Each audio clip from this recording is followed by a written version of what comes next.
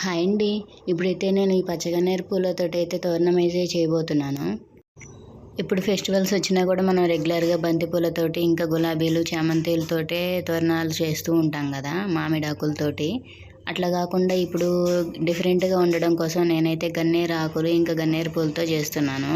నేనైతే ఈ తోరణం చేయడం కోసము ఒక కార్డ్బోర్డ్ని స్ట్రైట్గా కట్ చేసుకున్నాను. దానికి ఇలా ఆకులు అతికిచ్చి దానికి ఇట్లా పూలు కుట్టుకుంటున్నాను దారంతో. ఇట్లా 2 స్టెప్స్‌గా పూలు కుట్టుకున్న తర్వాత మధ్యలో గన్నేరు ఆకులు ఇంకా గన్నేరు పింక్ ఫ్లవర్స్ తోటి ఇట్లా వేసుకోవాలి మధ్య మధ్యలోను. అప్పుడు మంచి లుక్ వస్తుంది. మీరు కూడా ఈ ఫెస్టివల్ టైంలో ఇలా ఒకసారి ట్రై చేయండి. ఎప్పుడూలాగా కాకుండా డిఫరెంట్గా ఉంటుంది, కొత్తగా చాలా అందంగా ఉంటుంది. మీ ఇంటికి కూడా చాలా అందాన్ని ఇస్తుంది. ఇలా చేసి చూడండి ఒకసారి అయితే. నేనైతే ఇది మా ఇంటికి కట్టి చూసాను, చాలా బాగుంది, చాలా లుక్ వచ్చింది. మీకు కూడా నచ్చినట్లయితే ఒకసారి ట్రై చేసి చూడండి. నచ్చినట్లయితే కనుక సబ్స్క్రైబ్ చేయండి, లైక్ చేయండి, షేర్ చేయండి అండ్ కామెంట్ చేయండి.